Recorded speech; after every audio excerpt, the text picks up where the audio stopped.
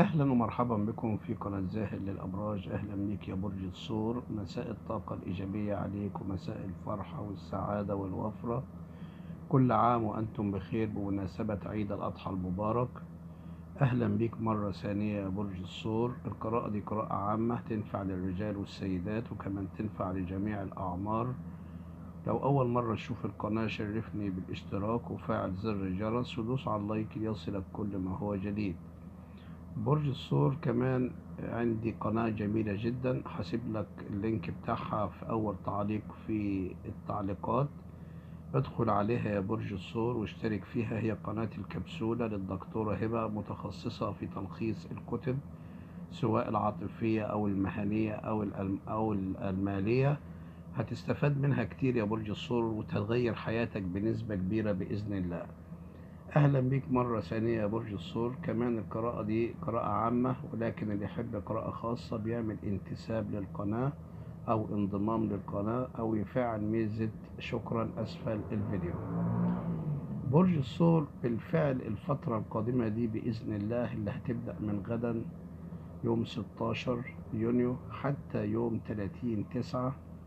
الفترة دي فترة جميلة جدا يا برج الثور، كأنك هتركب حصان وهتكون يا برج الثور رقم واحد بلا منازع، لأن في أنت عالم تاني هتدخل عليه وهو عالم المال، عالم الشهرة، عالم الفرحة، عالم السعادة. بالفعل يا برج الثور أنت الفترة اللي فاتت دي كنت أكتر الأبراج اللي شايل هم نفسك وهم الآخرين.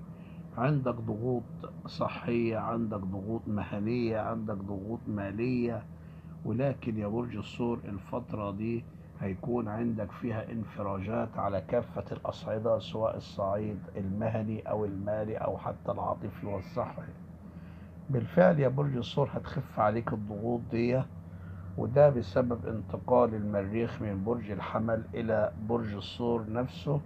فده هيساعد معاك يا برج الثور في تحسين الأحوال المعيشية، كمان تحسين حالتك العاطفية. هتشعر يا برج الثور إنك بالفعل بتمتاز الفترة اللي جاية دي بالهدوء. بالهدوء هيكون عندك هدوء قوي جدا يا برج الثور.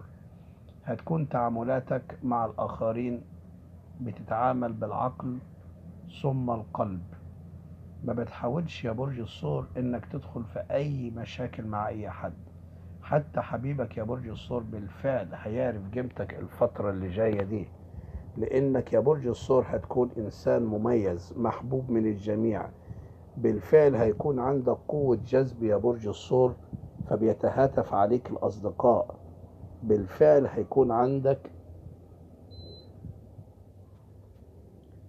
عندك نجاح مهني ومالي بالفعل، لأن عندك يا برج الثور قدرة على جذب الآخرين.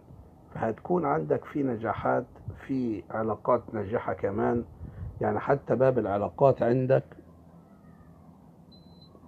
هيكون ناجح بنسبة عالية. وخاصة هتلاحظ ان في صداقات جديدة عندك، في علاقات اجتماعية عندك جديدة، في تصالح بينك وبين اخرين. ممكن تكون في ناس كنت زعلان معاها يا برج الثور ليك فترة،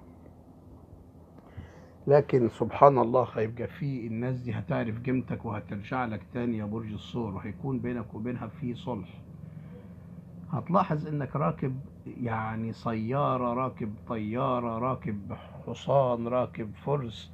هتلاحظ نفسك انك يا برج الثور رقم واحد بلا منازع. عندك نجاحات في كافة المجالات التي تخوضها، سواء مهنية، عاطفية، صحية. هتلاحظ انك بتعرف تشتغل في العمل، بتعرف تكسب. عندك مشروع تجاري هيساعدك على الشهرة، هيساعدك على النجاح. عندك ترقية في مجال عملك، عندك مال قادم إليك، مكافآت مالية.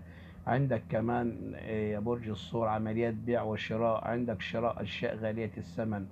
في عندك قضايا كنت يا برج الثور مخطط ليها منذ زمان بعيد وهتكسبها، وهيكون عندك أموال. هتلاحظ إن عمليات البيع والشراء عندك أصبحت شطارة، وهتعرف إزاي تكسب وإزاي تحقق أمنياتك.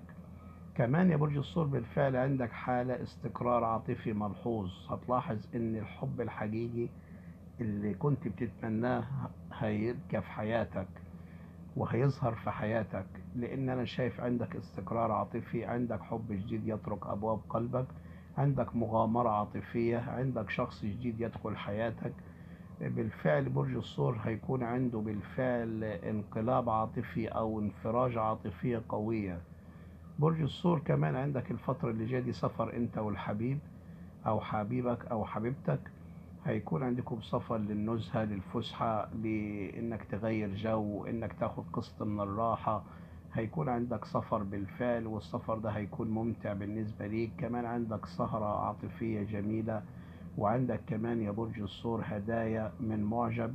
وكمان بالفعل يا برج الثور عندك أيضا سهرة ممتعة مع الأهل والأصدقاء بمناسبة حدث صار، يعني عندك فرحة ببيتك يا برج الثور. كمان عندك طاقة استشفاء من تعب معين أو من شيء أنت كنت تعبان يا برج الثور. هتلاحظ نفسك إن الحمد لله الضغوط الصحية اللي كانت عليك خفت.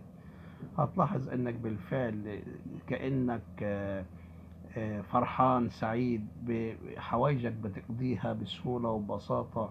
كمان بتلاحظ إنك بتنافس على النجاح، بيكون عندك المنافسة قوية وعايز تتنافس بكل قوة يا برج الثور. برج الثور أنا مش هطول عليك، لكن لو عجبك الفيديو شرفني بالاشتراك، وإلى اللقاء.